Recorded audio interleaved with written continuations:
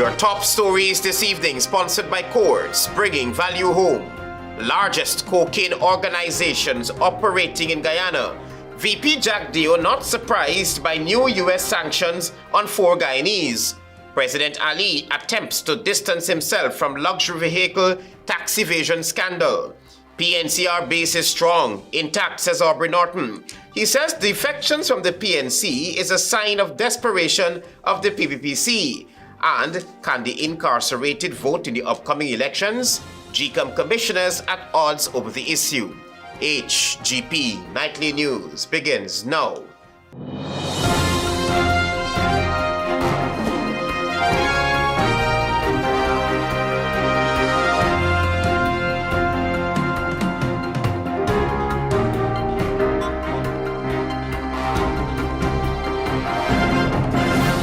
Good evening to our viewers here in Guyana and online. I'm Travis Chase with the Friday, June 6 edition of the HGP Nightly News. Here's what you need to know this evening. It is now known that the largest cocaine organizations are operating in Guyana, right under the nose of anti-drug agents. How could they not know of such wanton smuggling of tons of gold and cocaine, also involving a senior policeman? Guyana's vice president says he's not surprised by the new sanctions imposed by the United States. Here's more. In light of new United States sanctions instituted by the U.S. Treasury Department on 4 Guyanese nationals, including a senior superintendent of police, for their links to drug trafficking and the Colombian drug network operating in Guyana, the government of Guyana seemed to be in the dark about the presence of the dangerous criminal network and will now venture to seek additional information from the United States on the sanctions. In the meantime, the Ministry of Home Affairs has said Senior Superintendent Himnat Shaw has been sent on administrative leave with immediate effect to facilitate further investigations. Further action will certainly follow, the ministry noted. The U.S. Department of Treasury's Office of Foreign Assets Control announced that Shaw, ex-policeman Mark Cromwell called Demon, Paul Davy Jr., and gold miner Randolph Duncan were among a list of 6 persons, which included 2 Colombians who were sanctioned under Executive Order 14053, which imposes sanctions on foreign persons involved in the global illicit drug trade. Guyana's Vice President Barra JAGDEO, during his Thursday media briefing, said he's not at all surprised by the new sanctions. Whilst I can't here comment on a direct link, but I would not be surprised. That's what I have to say at this point in time. The U.S. Department of the Treasury's Office of Foreign Assets Control says that Shaw, while being in command of Region 1, ensured safe passage of Colombian and Venezuelan traffickers through Region 1. Shaw was reportedly paid big bucks by the Colombian cocaine bosses. Colombian nationals Ison Andres Sanchez and Manuel Solares Gutierrez are responsible for overseeing the clandestine airstrips used to transport ton quantities of cocaine via aircraft from Colombia to Guyana. In September 2024, following the discovery of 4.4 tons of cocaine in Region 1 by Guyanese officials, Shaw was removed as Divisional Commander of Region 1 and assigned to the Guyana Police Force's Transport Workshop. Also, Paul Davy Jr. and Randolph Duncan are listed as being the operators of the largest drug trafficking organizations in Guyana. Duncan and Davy Jr., according to the U.S., rely on maritime vessels and aircraft to conceal and traffic cocaine, while also allegedly bribing Guyanese officials to facilitate their drug trafficking operations. Davy Jr. trafficked ton quantities of cocaine, coordinating the shipment of loads from Colombia and Venezuela via aircraft and utilizing illegal airstrips in Guyana. According to the U.S., David Jr. also relies on a network of individuals to conceal and transport cocaine in shipping containers from the ports of Guyana and Suriname. He is also involved in the transporting of illegal gold from Guyana via maritime vessels. Duncan, the U.S. says, traffics cocaine from Guyana to Africa and the Caribbean, with Europe and the United States as the ultimate destinations. Mark Cromwell, called Demon, a former member of the Guyana Police Force, is listed as a violent drug trafficker and associate of Davy Jr. Travis Chase, HGP Nightly News. President Irfan Ali has sidestepped questions on whether he indeed assisted presidential hopeful Azruddin Mohammed to import his luxury car. Find out more from Tiana Cole. Days after businessman and presidential hopeful Azruddin Mohammed released the WhatsApp messages between himself and President Irfan Ali concerning the importation and taxation of a luxury vehicle, suggesting the president assisted in the car's clearance by the Guyana Revenue Authority. President Ali on Thursday night stated that he was never provided with the actual invoice for the vehicle. He said he simply directed the businessman to GRA. I don't have any authority on taxes. Any citizen can raise any issue with me. Those matters are forwarded to the relevant agency. The agency is what makes decision. And if a document is falsified and brought to an agency or sent to anyone, then what do? We have to wait until we get the true and correct document. He further stated that the WhatsApp messages shared by Mohammed showed minimal interaction between the two. The duplicity and dishonesty, I would not be part of that. This guy can claim whatever he wants, but the truth is glaring before him. On June 2, Mohammed released what he claims is evidence that President Ali allowed his luxury vehicle to be cleared by customs using a valuation he submitted. And the businessman took to social media Monday morning and published a series of WhatsApp exchanges between himself and the president regarding the car's importation. So I sent Irfan these messages. Chief, if I sent to register the Lamborghini to the license office and Stacia, told them not to register it until he gives instructions. Chief Stacia stressed me in the old man over the last 5 years and stuck all about out of us when PNC was in power. First time I ever hear that the Commissioner General got to know when a vehicle registered. He said will be dealt with. I responded, okay, Chief, thanks. Mohammed appeared in court late last month, charged with false tax declarations and under-invoicing a luxury vehicle. He pleaded not guilty and was released on bail. Tiana Cole reporting for the HGP Nightly News. This is the HGP Nightly News. Stay with us. There is more news ahead. Thanks for staying with us here on the HGP Nightly News. Characterizing recent defections from the PNCR as a sign of desperation of the ruling People's Progressive Party Civic, Mr. Aubrey Norton seems unbothered by those from his party who have now publicly endorsed President Ali for a second term. Leader of the opposition People's National Congress Reform, a Partnership for National Unity, Aubrey Norton, on Friday dismissed the idea that the People's National Congress Reform is in disarray following the endorsements of several PNCR members of President Irfan Ali for a second term. That's laughable. The PNC is a political party with more than 20,000 members. Our membership from the time I became leader has been increasing continuously. And so our base is strong. Most recently, a Partnership for National Unity Alliance for Change parliamentarian Geeta Chandan Edmund backed President Irfan Ali for a second term in the September 1 general and regional elections. Ms. Chandan Edmund is a former General Secretary of the People's National Congress Reform. Region 4 Chairman Daniel C. Ram and Vice Chairman Samuel Sandy have also endorsed the president.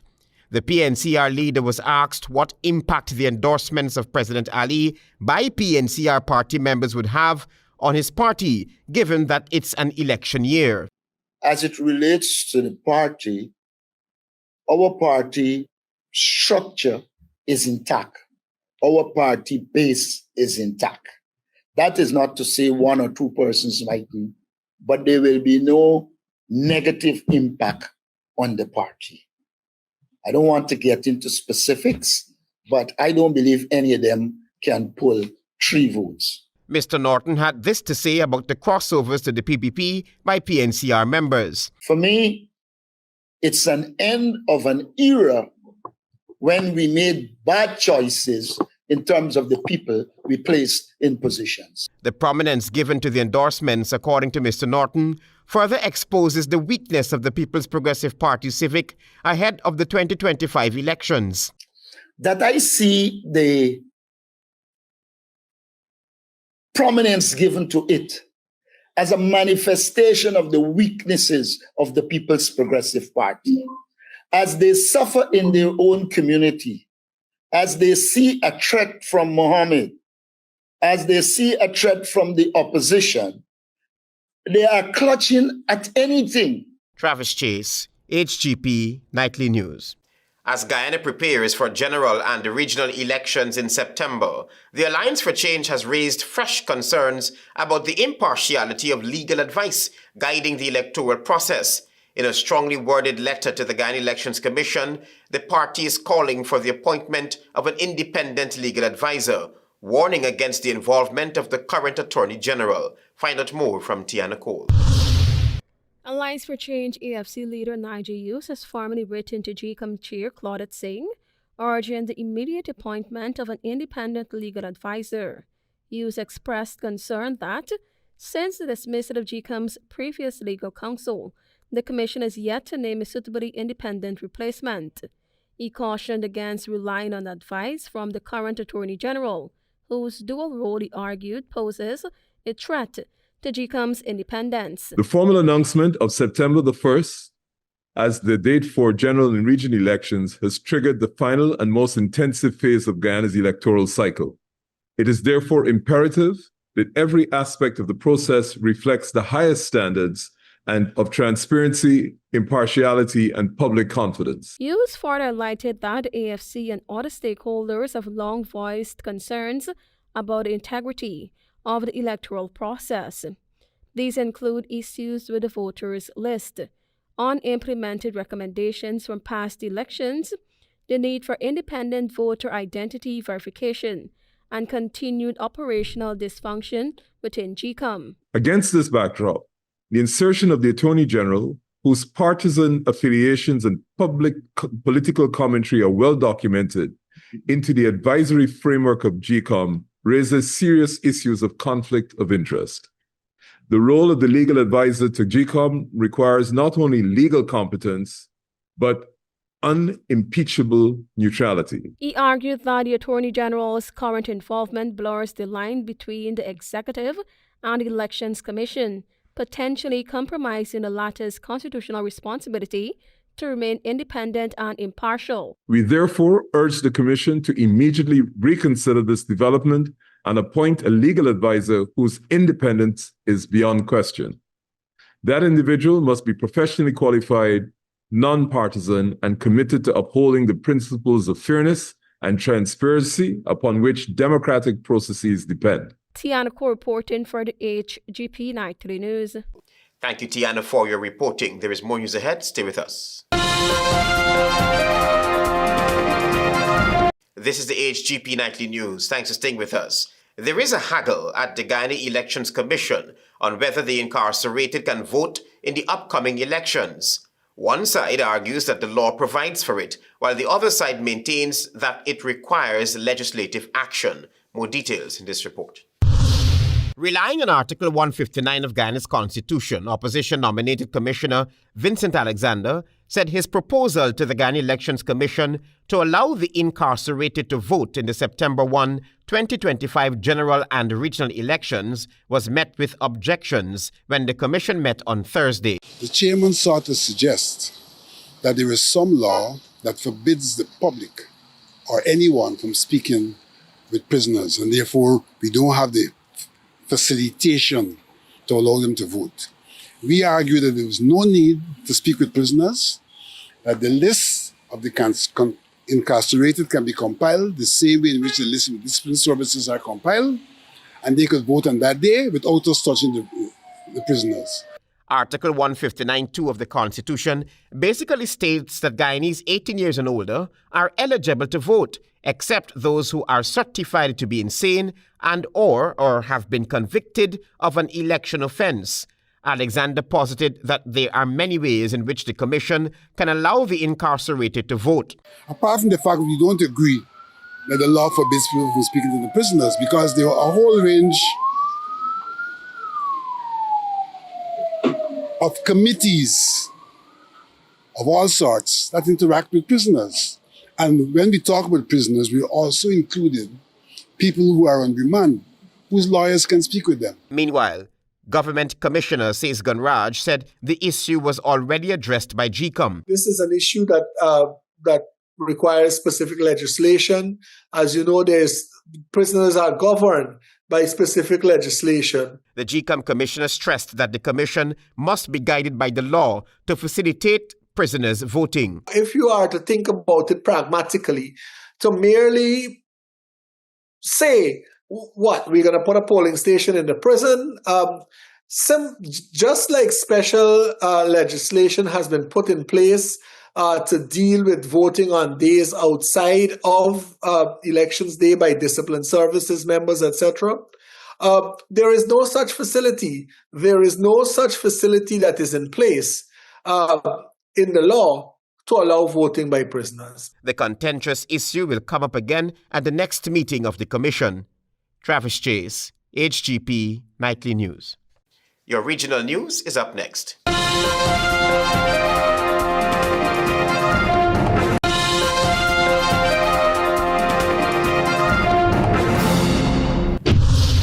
Good evening and welcome to Friday's edition of the Regional News. Prime Minister Kamla Persad Besar has firmly denied claims that the paramilitary group entered Venezuela from Trinidad and Tobago, declaring that the government has seen no evidence to support such assertions. Quote unquote, I say categorically, we have no evidence to validate this at this point, she said, addressing reports circulating in both Venezuelan and local media. Persad Besar referred specifically to a report in the Venezuelan press in which the Justice Minister alleged that Trinidadian national Kendall Jerome had been captured among the group. Quote unquote, again, we have seen no evidence to support the comments from these Venezuelan officials, she said. Responding directly to those words, the Prime Minister issued a stern warning to Caracas, quote unquote, today, I want to make it very clear to the Venezuelan government and officials that they can do whatever they want on Venezuelan territory, but they cannot come here. TT territory is off limits to them. She called on Venezuelan authorities to reconsider any thoughts of crossing the border.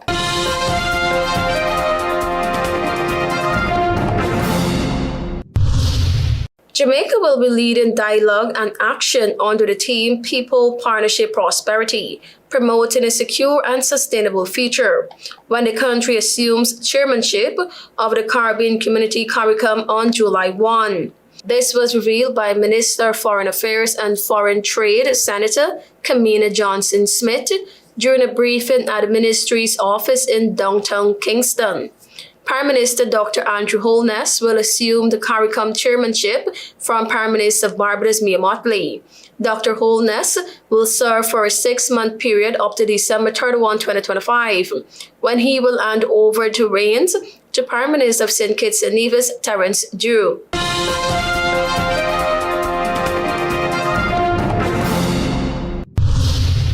And now for some international news. The Committee to Protect Journalists says more than 180 journalists have been killed across Gaza in Israeli attacks since the start of the Israeli-Hamas war. At least 10 Palestinians were killed in Israeli strike in Gaza's southern city of Khan Yunis overnight into Thursday, according to Nasser Hospital, which received the bodies. It was not immediately clear if the strikes were related to the recovery mission overnight of the bodies of 2 hostages. In Gaza City, 3 journalists were among 5 Palestinians who were killed in Israeli strike on the courtyard in the north of the enclave. A half dozen others were injured in the attack, according to the Hamas-run Gaza Health Ministry. Over 108 journalists and media workers have been killed since the start of Israel's military campaign, the vast majority of them in Gaza, according to the New York-based Committee to Protect Journalists. Thank you for watching. I am Tiana Cole.